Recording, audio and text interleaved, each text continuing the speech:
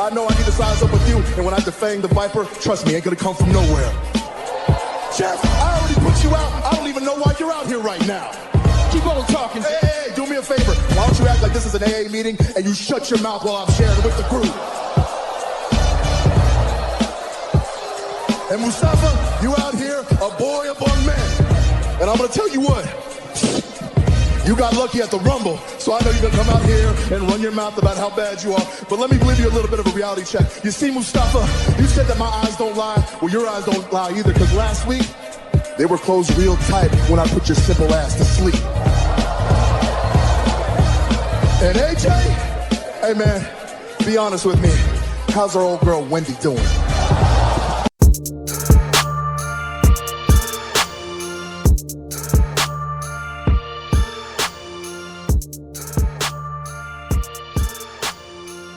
Welcome back to the Clark Street Wrestling Podcast. It's me, Hafeez, and with me as always is Devin, and we are about to break down a whole lot of wrestling. Essentially, we're going to talk about the WWE Releases. We've got a special segment, top 12 wrestlers in AEW, men's division, women's division, and of course, we've got the Full Gear 12. Yes, 12. Full Gear predictions coming your way as well at the end, so stick around for that. But first, we have to talk about these releases. So unfortunately, this is becoming kind of a regular thing where WWE is just releasing very talented superstars just left and right, and it sucks just for lack of a better word, to hear that. I get text messages, from all sorts of people that are friends of mine and that, are watching wrestling. They're like, oh, did you see this? Did you see this? And I didn't, so I know you texted me, my brother texted me, a couple other people texted me. I'm saying, oh my God, what is this? So I'm looking at it and I just shook my head. Like, I just couldn't. It's not okay. So it's not that I couldn't believe it that it was happening, because the biggest releases they did to me, it's Braun Strowman and Bray Wyatt. Right.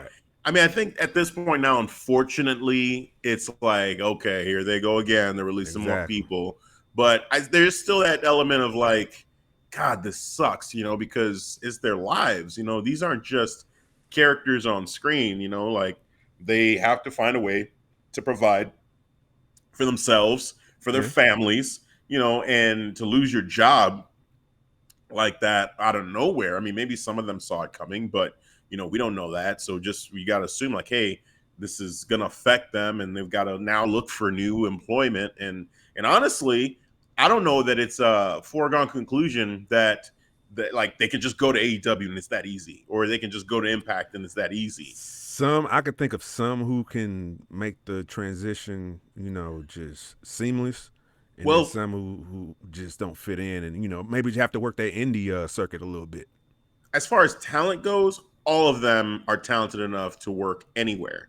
Yeah. I think the problem now, though, is that from a business standpoint, some of these companies might not actually be able to add them to the roster just as far as a payroll standpoint, because AEW, they're starting to look pretty full.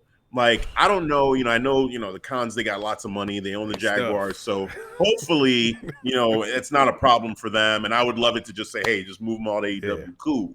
But like Impact, there was a rumor about Impact having their budget set, like for the year, for instance. And that's it. Like, they really don't have wiggle room. Maybe that's not true. But I could understand. I can see that, because they do encourage you to do, you can do work your indie tours as well, mixed in with Impact, so that can be, from a business standpoint, very lucrative.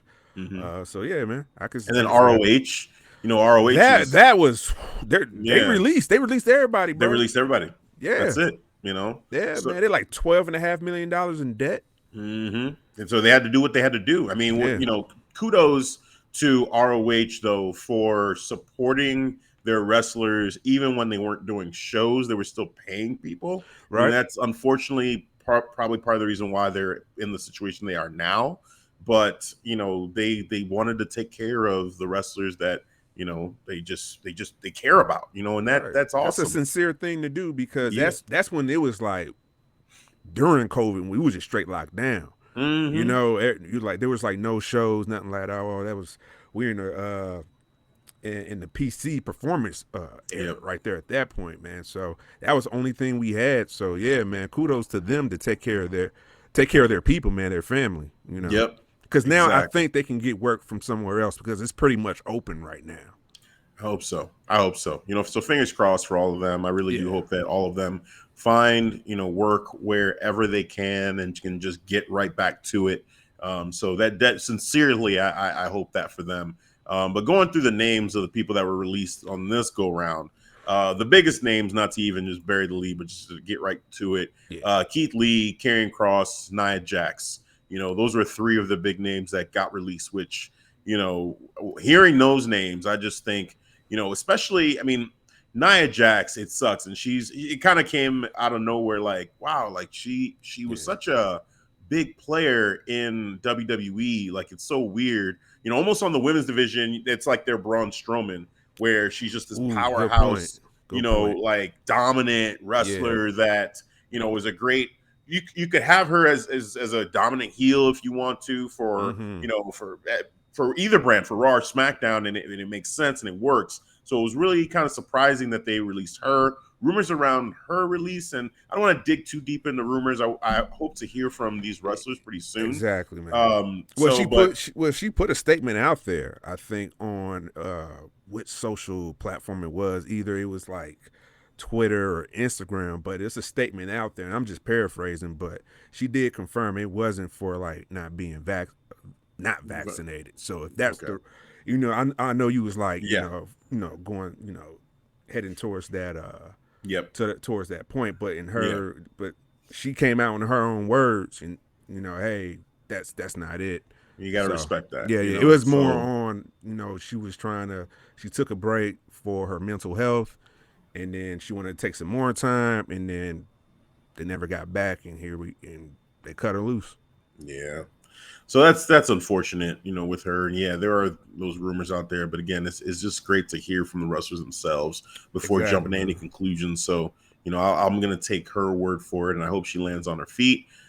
Keith Lee and Karrion Kross, Yeah. those two right there were the ones that really got me because I'm like, okay, Karrion, the way both of them were booked terribly on Raw, like so. You could kind of feel like this is not Who going saw the right that coming? direction.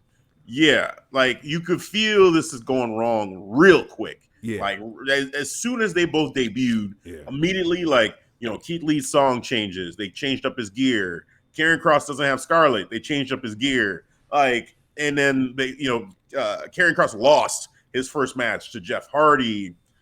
Keith Lee, he beat Randy Orton at the pay-per-view, but then it was spotty, and then he had some things going on, health concerns, so there's some real shit he was dealing with. Yep. But it just seemed to just be off the whole time for Keith Lee and for Karrion Kross. And to think of where they came from when they were on NXT, both of them were champions, and both of them thriving champions.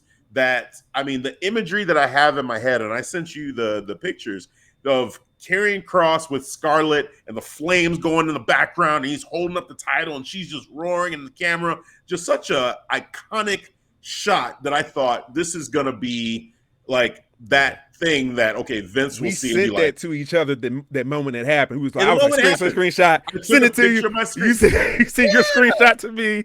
I was hyped. I was like, oh, bro, this is we the thought dude that right was a here. great moment. I was like, oh shit, Yeah. screenshot.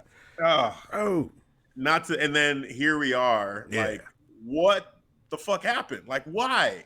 So, and then Keith Lee is a similar thing with the two belts, with the North American Championship and the NXT Championship. He just beat Adam Cole. He got both belts. The sparklers. First time ever. First time double champion in NXT fucking history, my guy. Yeah. Never happened before. Probably never happen again. And he's gone. Like, what? What? I don't understand it. I don't get it. I don't get it. And so there's those two that really, it's like, yeah, I feel like they're the two that are most likely, okay, they're going to get scooped up by somebody. They're going to be hot free agents for sure. Those are my potentials. Another one for me is Ember Moon. Ember Moon, I think, just if depending on which direction she wants to go now, hopefully she's not too deterred from this, because this has been a long journey of just disappointment with not being on television for a while. She got called up to the main roster, didn't go so well. Went back to NXT, things were going good. Then I think there was injury involved there too. Now she just released. I hope she keeps going because she's one of my favorites. I've said on the show before, her finisher, to me, the coldest. It's my favorite finisher in all of wrestling. The coldest in the game. Right, because it's a version of a Stone Cold Stunner, but she does it from the air. From there, like it's incredible. It's just crazy how she does it. So the best one she hit to me was with Mickie James. Mickie James sold the shit out of that. The one the main roster. That was crazy, but the one she did to Dakota Kai. At War Games. That War Games. I thought she killed Dakota Kai. I said she was trying to kill. I said they was trying to kill, bro. We killing people out here. She was on a mission. She's like, it's War Games, right? Well, here we go. Right. So yeah, man. But I just say all of these wrestlers, I hope they land on their feet. And to go through the list some more. So we've got Scarlett Bordeaux also released, Grand Metalik, Harry Smith was released as well. Mia Yim, unfortunately, Eva Marie, B-Fab, that's crazy. Now that one right there, B-Fab, that was the one I told you in pre-show. There was a couple of names. There was one that was surprising, and there was one that was disappointed. And that was the name I was disappointed because she was just called up from a potential hot group called Hit Row. And just all black, faction with swag, and she brought like this perfect ingredient, to the group, and she wasn't ready to be a wrestler. I get that. All right, understand it. And she could have did that valet role while she's learning, from her team, and that would have been cool to do that slow approach. But I don't get that. She's part of the song Hit Row when it come out, and now it's a 3-man squad. And I saw I was like, this sucked. Yeah, that sucked. It sucked. The new version of the Hit Row song, they cut it out. They cut it out. They took her verse out. I was like, wow, yeah, that sucked too. It sucks. Yeah, this doesn't. It's not as interesting anymore. When they do it, since it's such a immediate change, now I'm worried about Hit Row. Oh yeah, it's. I don't have good. I feel like it's gonna end up becoming, a tag, just a tag team, between Swerve and Top Dollar. I think those two are gonna be the focus, and I think eventually, Adonis. I'm sorry, but I'm worried for him. I'm worried for him. I don't know. How this is going to go for him. Hopefully he can, find a way to, just make it through this. But I don't know. Yeah. Like, he just kind of sticks out. Like, if these two are wrestling, he's not really he wasn't really a mouthpiece for Hit Row. He was a wrestler too. Nah, he was like the scrappy. He was like a light Jay Uso. If I basically that's actually a great way to put it. Because, he was that tough dude. Like, they literally had to calm him down because he's about like taking care of business, and he gets short temper, short fuse, ready to fight all the time. And him with Top Dollar as a tag team, that made sense, because you had Swerve as the North American champion. So now, though, the immediate tag team that they put out there was Swerve and Top Dollar. I was like, ooh, this is going to be tough already. Now you get rid of B-Fab. That even puts more of that. Yeah, and then more of a spotlight on, well, now what is Adonis like? Is he – how's this going to work? I don't know. I'm concerned for him. So, yeah, B-Fab being let go like that, and she had just signed a new deal. Also, not only was she just, brought up, but she signed a new deal. So instead of the NXT 30-day clause, she's part of the 90-day. So she still gets paid until the after the 90 days. Which fine, but this sucks, man. I mean, just like that, just like that out of the blue, like that's terrible. Right. That's just terrible. That's bullshit, man. Yeah, and then only Lorcan and Lindsay Dorado to round out the people that were released. Also, unfortunately are not part of WWE anymore. It's sad. Frankie Monet was kind of a weird one too. Just her. I feel like She she was just left there for a Impact. cup of coffee. Right. John Morrison's wife. Like Yes. what? Why? How? I don't understand. She really didn't get an opportunity. I felt she really didn't get a chance. To showcase what she can do. Yeah. And that the women's division could have definitely benefited from having someone like her. And one thing she put out was that your age shouldn't have anything to do with you getting released. Right. And I think she's upper 30s, like 38, and Mm. I think that's part of it because they're trying to go I younger. would They're have never saying, knew she was 38, bro. right. Well, I think even she had put out like, she really doesn't even talk about her age, and it's weird now because it seems like Why that's is the that a reason why factor? it It's like shouldn't it's be. That's right. exactly what It was would the have. point. It was never a thought in mind. Like, oh No. man, I wonder how old she is. No one cares. Like, I don't she can care. wrestle, Just fucking she's go. entertaining. Exactly. Yes, doesn't matter. You could be 58. If you can still go, fine. Like, that's cool. Yeah. Sting is there and he has a role and he's doing his thing in AEW and everyone's fine with it.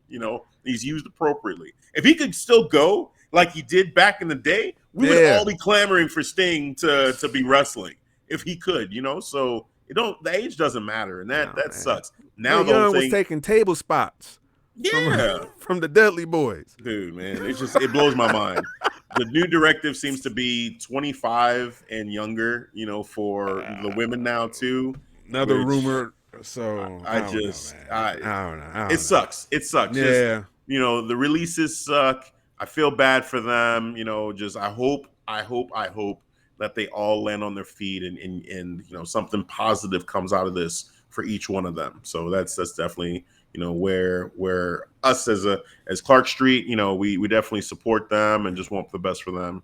And Let me ask you a question okay. real quick about these releases, and then maybe potential of more releases coming in the near future. You think you'll eventually get numb to this shit? No, because it's people's lives, Yeah. Like so where I am somewhat numb is I'm not surprised that this is happening. At that, anymore. right. Like 10 or so wrestlers getting released all together. Like when I saw it, when I saw the text messages, and part of me was like, oh shit, who is it gonna be? And at the same time, it wasn't like, wow, they're releasing people. Like, why? How? Like, it's just we kind of know, like, hey, they're gonna say it's budget cuts, but it's more about, wow, these people that they love what they do. This is their dream job. They're getting released. Shit, like that sucks.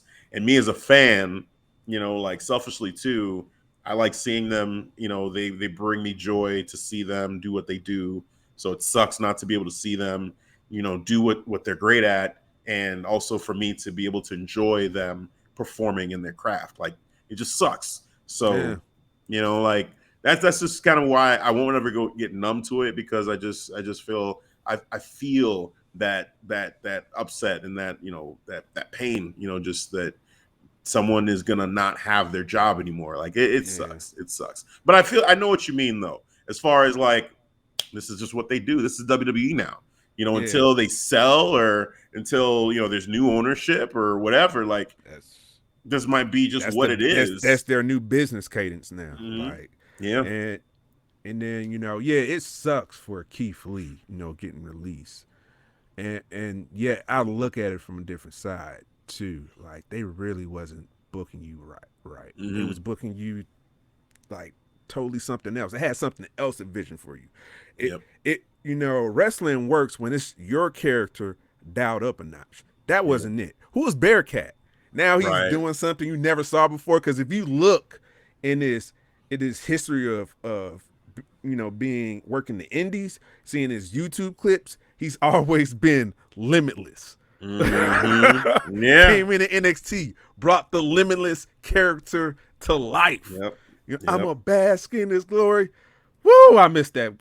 Yeah, that was totally him. That was him, in his full glory, for sure. Yeah. And now they was, now you're gonna be Bearcat. Wow. I want you to do that. mid wrestling match, mid wrestling move. Do it. Wow. Want you to do Well, all that. surprise, that wasn't his idea. Oh yeah, Because he I came out knew there that too was. and Come on, bro. confirmed that. But I'm just saying, like, that's why I said surprise. It wasn't his idea. Yeah. And even Karrion Kross, someone asked him for the gear, for the helmet or something, and Karrion Kross said, "No one wants that He shit. clowned that shit. No one wants He that clowned shit." that shit, man. Right. So, We know how the inner workings of the backstage of the madhouse for WWE. We heard it from wrestlers, from CM Punk, John Moxley, FTR. All of them, man, pretty much said the same thing. Like they have something, like they have an image, like whatever Vince McMahon sees you as, which sucks. Like it's supposed to be your character. That's what Stone Cold was. He kind of birthed from ECW and took that and evolved it into WWE because Vince let him be that. He didn't tell him to be like, dude, I'm gonna have you remain the ringmaster or some shit like he what he used to be. He let him be what he needed to be, bro. That's such a interesting point too, because it feels like now the opposite is happening. It's almost like if Stone Cold were coming up right now, and let's say Stone Cold in NXT was Stone Cold, and then he got called up to the main roster, and Vince got him. He said, "You know what? Why don't you become the ringmaster?" Like that's what it feels like. Like they're going for these goofy gimmicks that aren't them. And taking these characters that are fleshed out already in NXT that are cool, that everyone loves, but then Vince gets them and he says, "Nah, let me try something else." Like, what? How about not Stone Cold? How about Stone? Right. Right. Stone Master. Right. We get you out there with like a chisel, tools so you can break rocks. Like, so it makes sense. Huh? What? Dude, I'm telling you, 2021, Vince McMahon, that's probably what would have happened to Austin. We're going, why was Karrion Kross in this helmet and these like, why? What is going on? Man. Bearcat Lee, like, Bearcat. Why?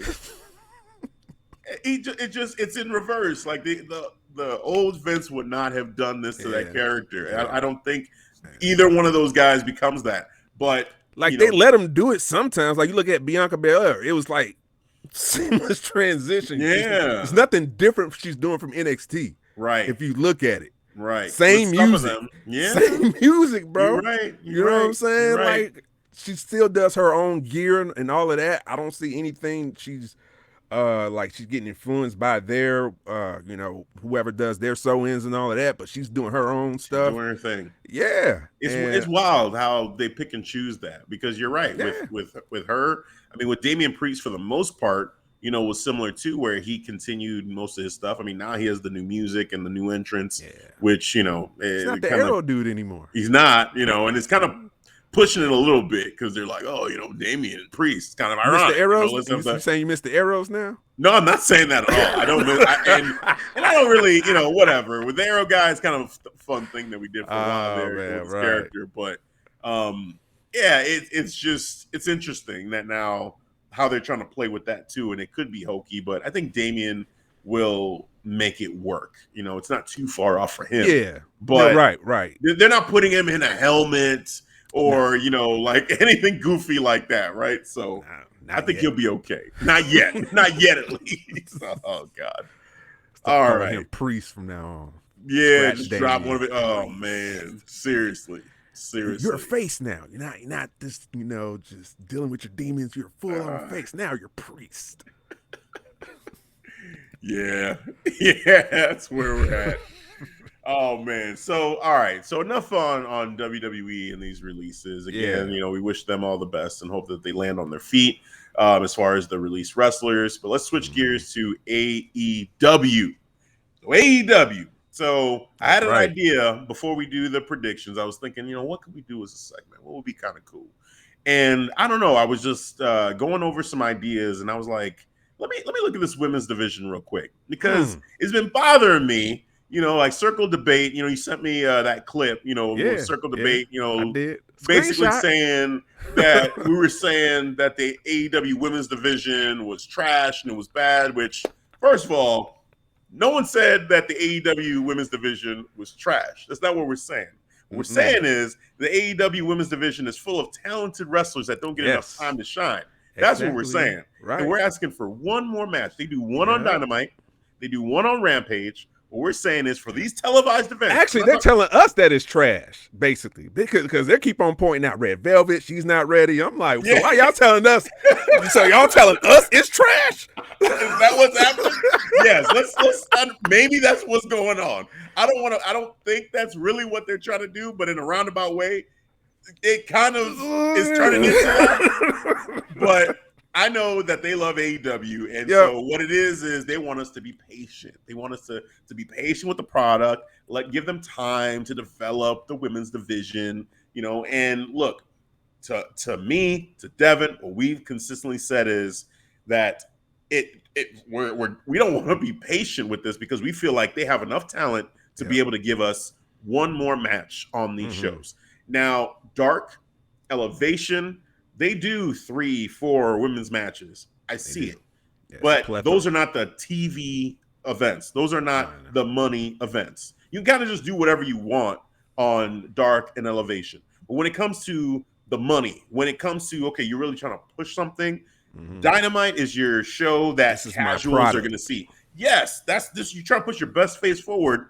And to me, it's like, well, why are the women not a bigger part of that? So one women's match, it just doesn't make sense to me when you have all this talent. So I'm looking at the roster and I'm saying, you know what? Let's rank the women's roster. Let's rank them. And I started with a top 10, and then I was ranking them. I'm like, damn, I'm leaving some people out. So I went to top 12. I just had to. I'm like, there's too many. I think 12 here. is cool because a lot of podcasts, a lot of YouTubers, they'll do top 5, top 10. And you said top 12. I'm like, hey, I'm like, hey, what about top 10? I'm like, nah, I'm cool. Top 12, yeah. Top 12. And, I'm in fantasy mode, fantasy football going on, fantasy basketball going on. You got 12-team leagues. So maybe that's why I'm in that 12 mode as well. But I was ranking being different, bro. Yeah, what's that? I said I'm cool with being different. Yeah. Well, for me, it was just I did the top 10, and I'm looking at it, and I'm saying, and I was struggling because there were people I was leaving off, and I'm like, all right, 12. I like 12 because at least there I can show a little bit of love to a couple more wrestlers. Right. Because I feel like there's just so much talent, and that's the point, that there's so much talent in that division that it feels like, they should be better represented on the main money shows. All right. So we did it for the men and we did it for the women as well. I kind of want to save the women just to go build it up a little bit. So let's do the men's list first. Let's jump there. So top 12 on the men's side of AEW. We're gonna save the good stuff. So I didn't spend too much time on the men's side. I'll say that. So with some more research and digging, maybe I would move this around a little bit. But I'm gonna work my way back. Now it's funny because I actually wrote out 15 names. So I'm only gonna say some honorable mentions, but we're gonna focus on the top 12. All right. So just outside of the top 12 for me, number 15 was John Silver. John Silver. I feel like he's just real 15, just like charismatic. That. Now this is going to be a top 12, but this is just an honorable mention. I should say in no order. The honorable mentions: John Silver.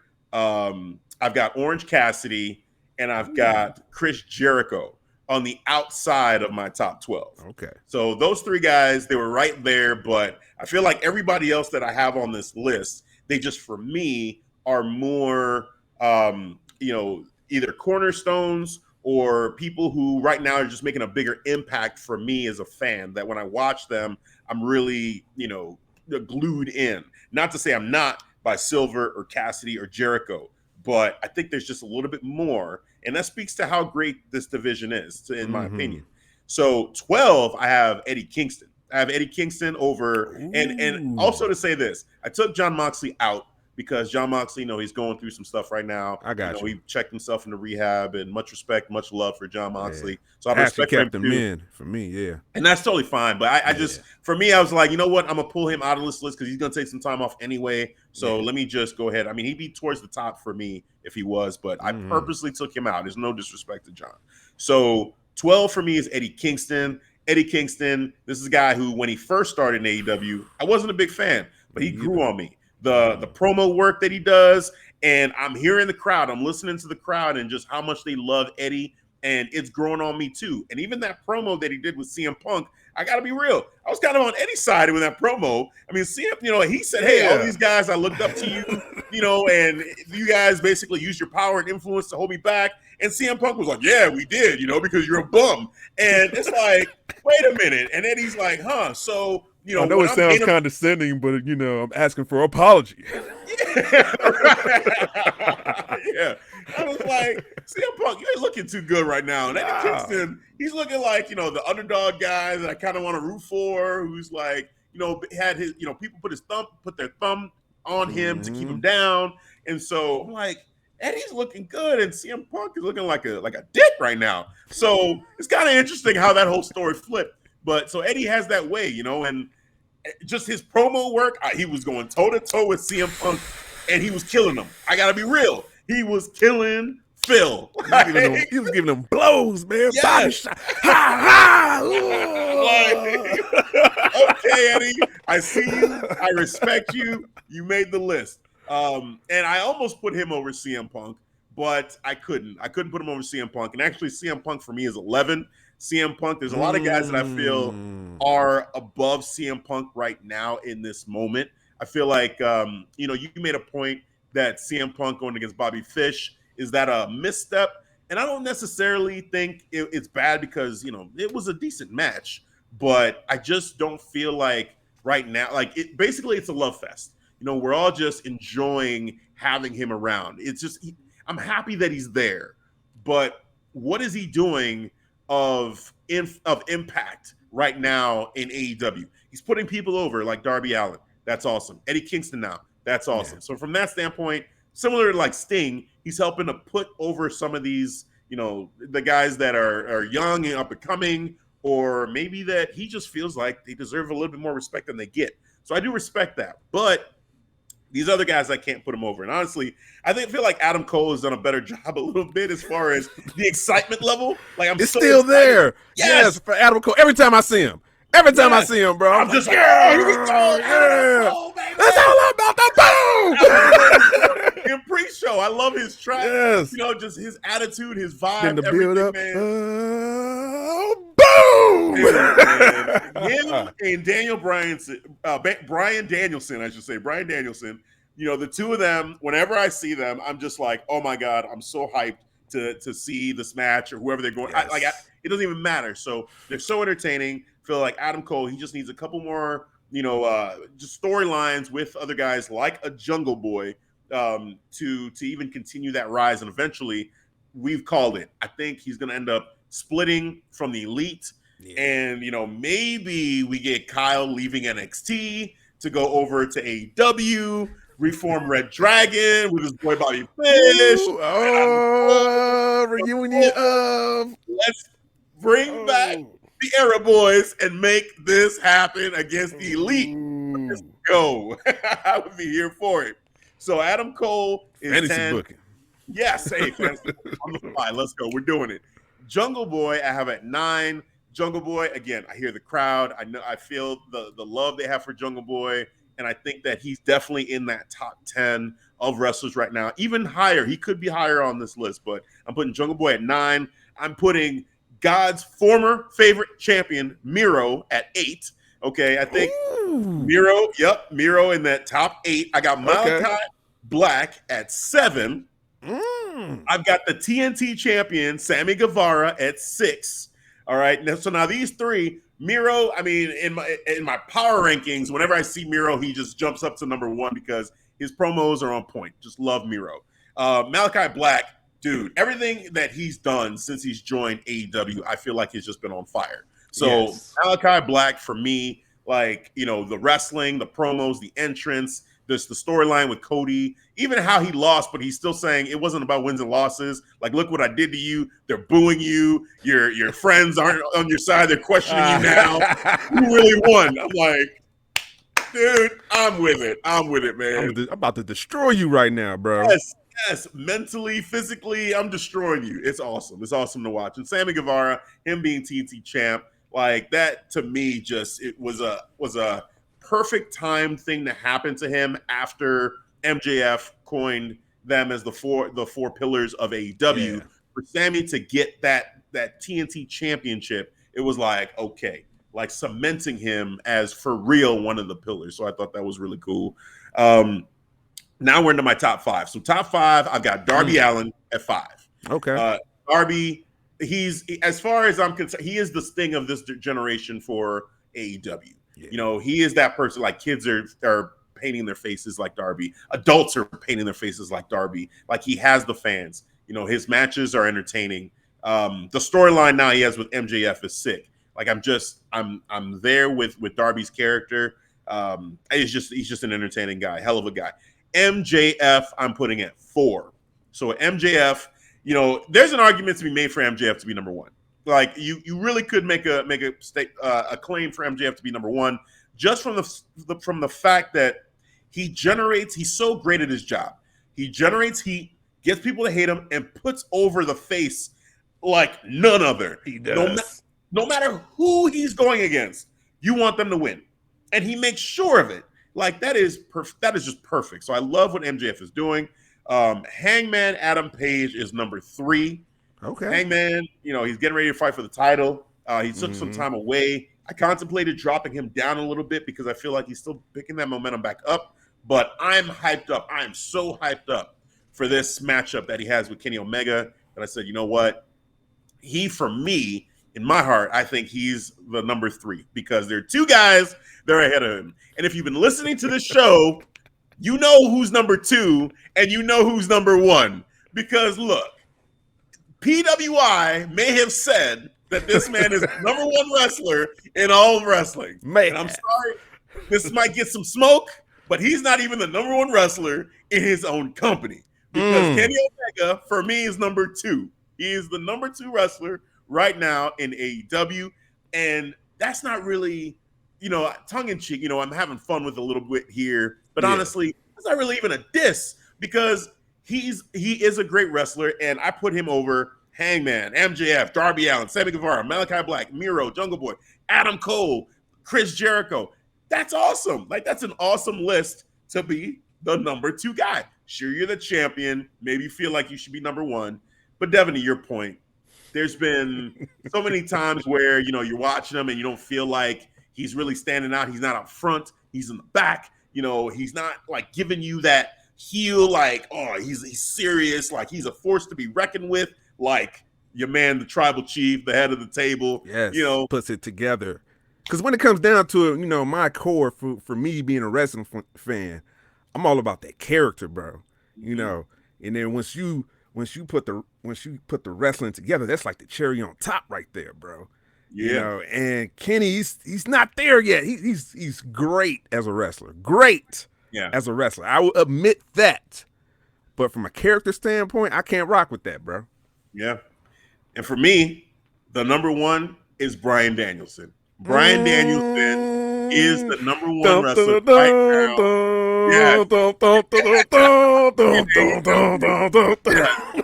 And look, and honestly, you know, if we were doing like an overall, if we kept it to just wrestling, who is the best wrestler in the world, it's Bryan Danielson. To me, right now, this very moment, he's the best wrestler in the world. Now, overall, when you put together storylines and wrestling and character, all that, it's Roman Reigns. It's the tribal chief. He's number 1, period. It's just what it is. But Bryan Danielson, as far as the best wrestler, it's him. As far as the best everything in AEW, it's him. So that's my list. Bryan Danielson, number 1. Number 1. It's a good list. Good list. Yeah. I might get smoked with my list. Okay. Especially where I got Kenny Omega at. Ooh. I'm dropping Kenny Omega right there. It's my list. Oh shit! My opinion. That's where I rank him. You go. Respect my rankings. Respect the rankings. All right, number 12. I got actually Wardlow. Oh, okay. Yeah. Low key, I think he's a pillar as well, man. You know, the way he's being somewhat groomed by MJF, he gets that MJF rub too. You know, and the little sub story that they have too between the two. Like, you know that Wardlow is forced to protect, like he's incentivized basically financially to protect MJF. Like, we get that. That just makes MJF even more of a dick. And he's badass wrestler, man. You know, and I love his character. To me, he puts it together. He's young. You know, he does that F10.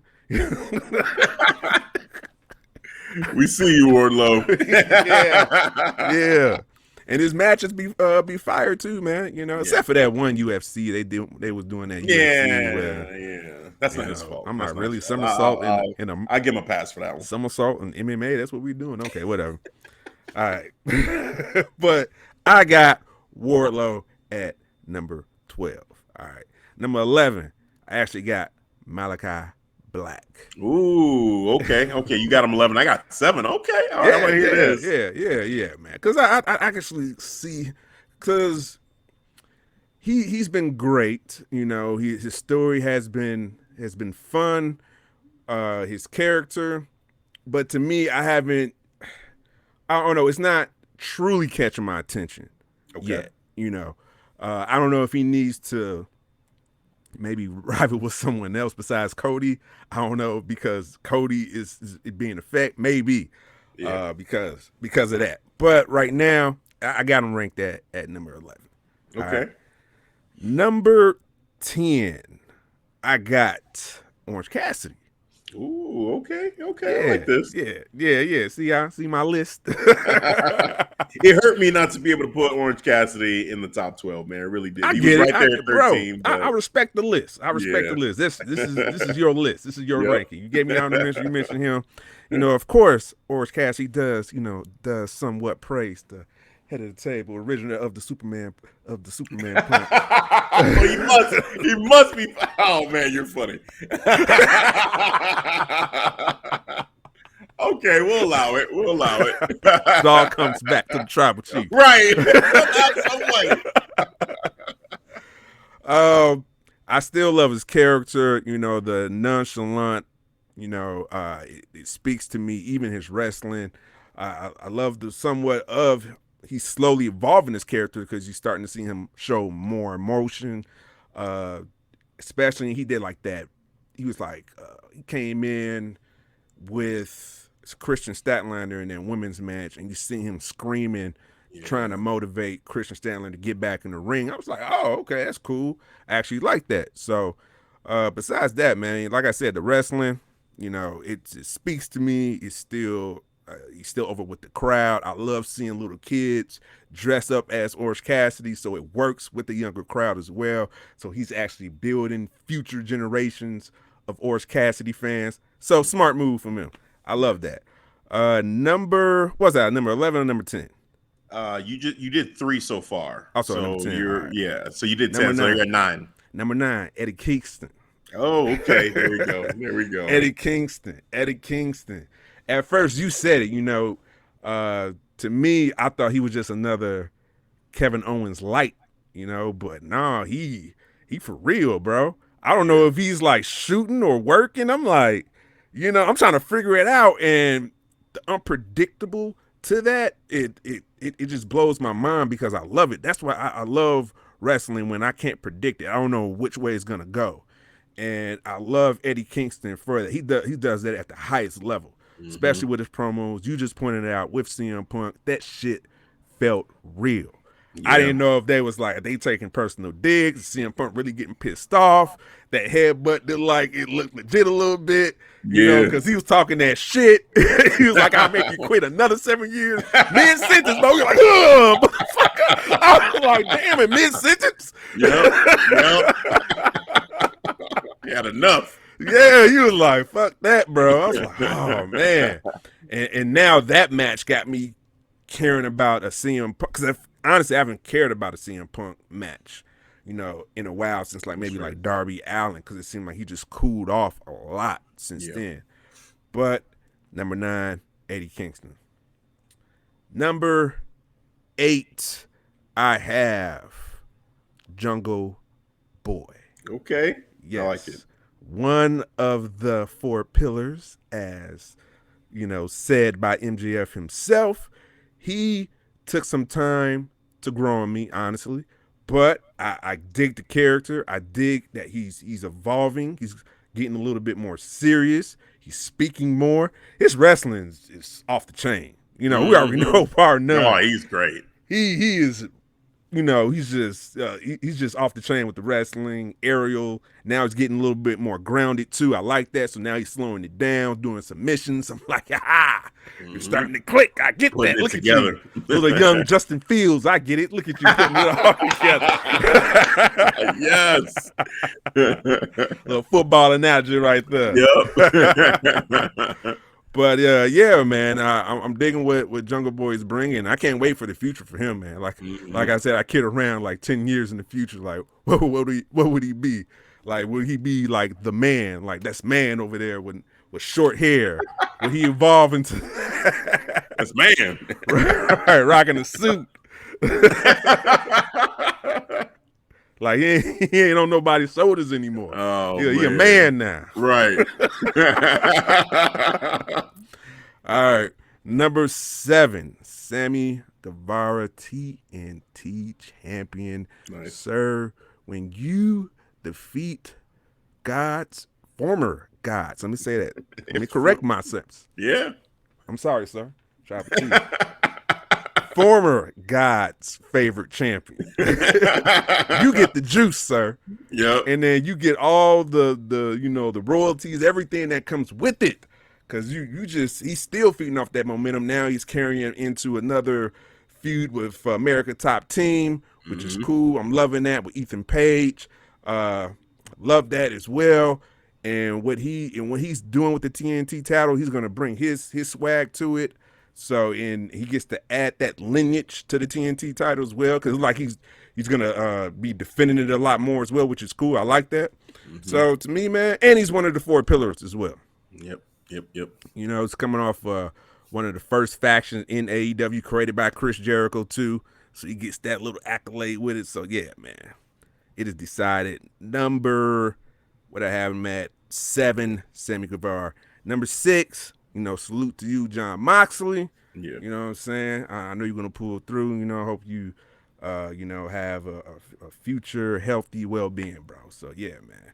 But what more can I say, man? He came into AEW hot, bro. And there was some there was some murky waters a little bit with his title reign towards the end. But the minute he started, I think it took off the minute he had his rivalry with Kenny Omega, and he's been on ever since, and I love it. And he changed up his body. He even bulked up more, too. He got a little bit bigger, a little bit more intimidating, comes through the crowd, just like the Shield from before. I love that, so it still, and it still add to that wild character that I love, man. He puts it all together. I love his storytelling in the ring. He can go any style. He get it grimy, hardcore, whatever you want it, we're gonna do it. I'm a fight, so that's what I love about John Moxley, number 6. Oh no. The way you laugh right now, this is it. Kenny Omega is 5, ain't he? Wow. You know me so well now. Oh, man. Oh my goodness. Go ahead, man. Explain yourself. Yeah. I said it, or I didn't even say it. Hafeez said it. Kenny Omega, 5. Wow. 5. Wow. 5th. Okay. 5th. I said it. Like I said before, amazing wrestler. Amazing in the ring. But from a character standpoint, sir, I don't know you. I don't. It doesn't click with me. You know, I thought I was getting there when honestly, when you was a tag team champion with Adam Page and you guys had that awesome match where I think to me is one of the best matches. I say the best match in AEW so far is that tag team match with Young Bucks because it was just a meld of perfect worlds, just wrestling, storytelling, everything, the emotion, you felt it. It was right there. When you make me feel, oh man, that's something I can remember. And I still remember this to this day. And I felt like, oh man, you know, this is the emotion, like what's going on with Adam Page is gonna betray him, or what's going on with Kenny, like he's just on one lately right now, so we don't know what's we're gonna go.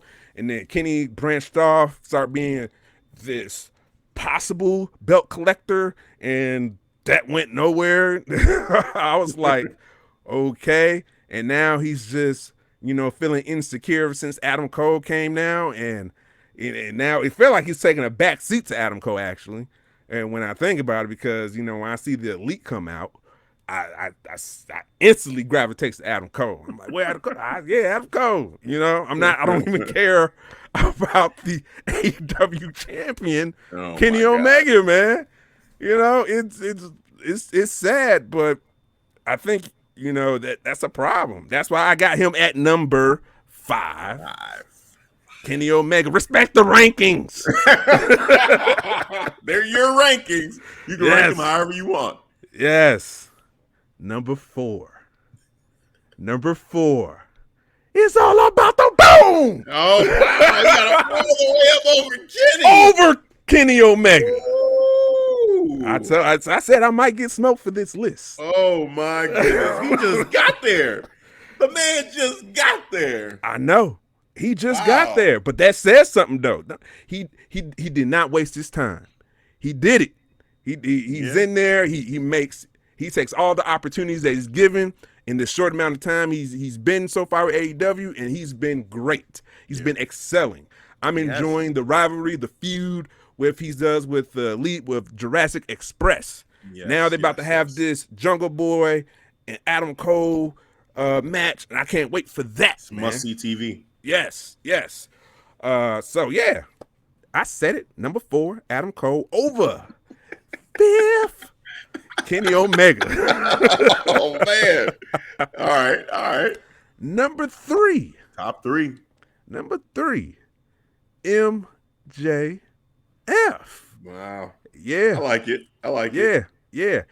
To me, he is the top heel of AEW. And no the question. future of the face of the company. I see it. You know, he's future-proofing his career. And he brings the smoke.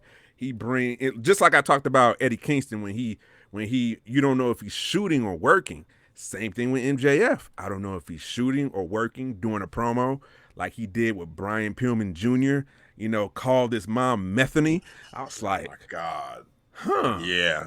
Man. Let's pause right there, sir. Right. Like, you may have crossed the line. Right. You may have crossed the line with y'all talk about this. Does he know? Yeah, seriously. I question that every time. Right. Was that a bullet point? Like, yeah, here's the bullet points for our promo. I'm going to call your mom Methany, okay? And then, or like, I'm going to call your mom some names, and, you know, you might feel some type of way. But it's just for the show. It's just for the show, okay? You know, I just don't know, man. But that's the unpredictable part of the MJF character that I love, you know, and he's top notch when it comes to wrestling too. He takes his time. I love that he takes his time. It's almost at a similar pace to the Tribal Chief at the table, number 1, man. You know, so he understands that this is how you get the crowd invested. You know, you just go pop, pop, pop, pop, pop. You know, multiple V trigger. You know, Kenny Omega 5th. Just saying. Just saying, just slow it down. You know, take your time. You know, well, you know, show some. What are you doing with this arm? You know, let me see some emotion. Make your face all squeamish or something like that. I want to see it. But MJF number 3, number 2, former God's favorite champion, because there Ooh. is a new God's favorite champion now, head of the table. But number 2, Miro. Wow. Yes. Respect. Yes. Okay. Yes. Respect the rankings, sir. Miro, number 2, to me, just character-wise, intimidating. And he, when he came in as the gamer or some shit like that, or game over, Yeah. it's the best man. He's the best man. the best man. Right. It was like there was little murky waters here and there, but when he went through that character change, he got on Kip Sabian, he just broke his back. A million pieces and all of that. He's like, fuck the bullshit, bro. I'm about to be on one. He was on one, got that TNT championship, and just, man, he was a strong champion. I love his wrestling too. He actually seemed like he's even more intimidating wrestling wise compared to WWE, which to me, I'm like, okay, he's putting it together too. Like I see that. I enjoy that from Miro, man. So yeah. Number 2, Miro. Okay. You know what, brother? Number 1, before I mention number 1. Yeah. Man, you my brother, bro. You my brother. You know what I'm saying? You are my brother. Because number 1, dun, dun, dun, dun, dun, nice. Boom, Brian Danielson. Okay. AKA, Daniel Bryan. Formerly known as right. WWE. That's awesome. Hell yeah. But yeah, man, he came in and just blew me away. Yeah. How he still kept somewhat of his interest music, but now it's turned up into trap music times 10. It's like club banger. By the way, shout out to Get Your Podcast, because I just listened to their recent episode and they was going over old WWE theme music and new and AEW, and when they went over Daniel Bryan or Brian Danielson, and they was playing it a little bit longer than I actually heard, it sounded like Chris Brown in the background, bro. It got like a chorus. Yeah. Wow. It's a chorus, man. Huh. Okay. Go get on your Spotify, get on your Apple Music, look up Daniel Bryan. Yeah. You're going to be like, oh, this nice. This a little banger. It's a little banger, a little club banger, bro. Look, DB. BD now.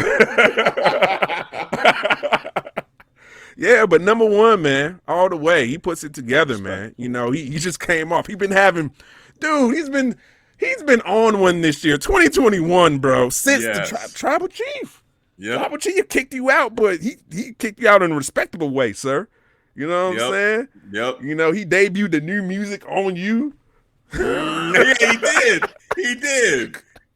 He's like, I'm about to bless you with this new music real quick. Exactly. Oh man. And they've been having bangers ever since after that, bro. Yeah. No, he's been great. Well, WrestleMania too. Yeah, WrestleMania, banger. Great match there. Yeah.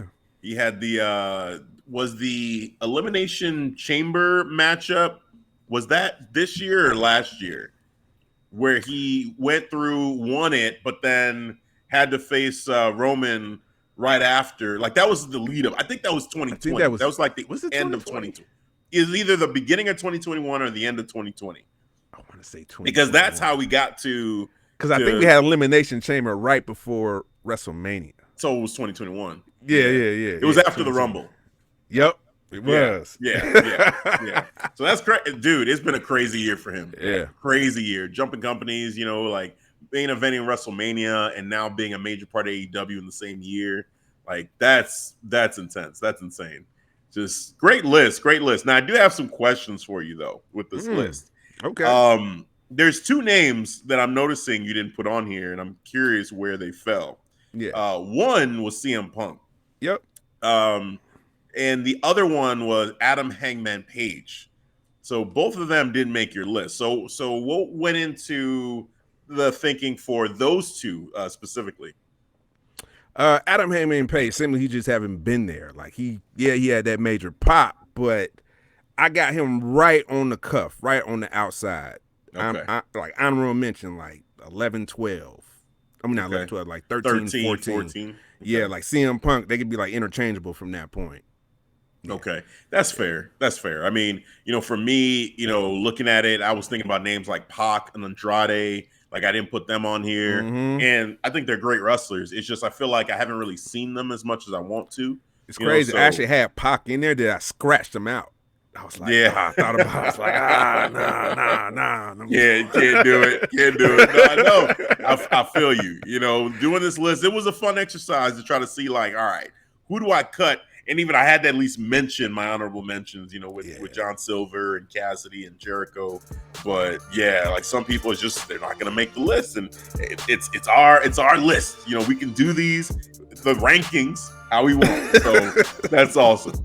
Now, the men's side is done.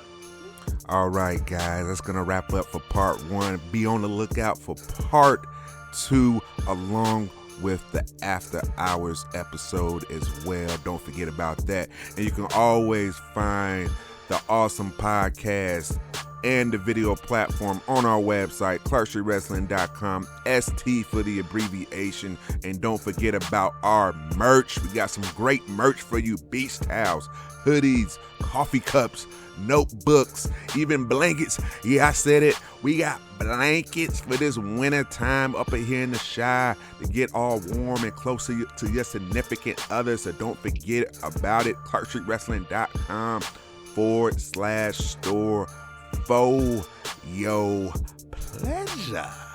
It is decided.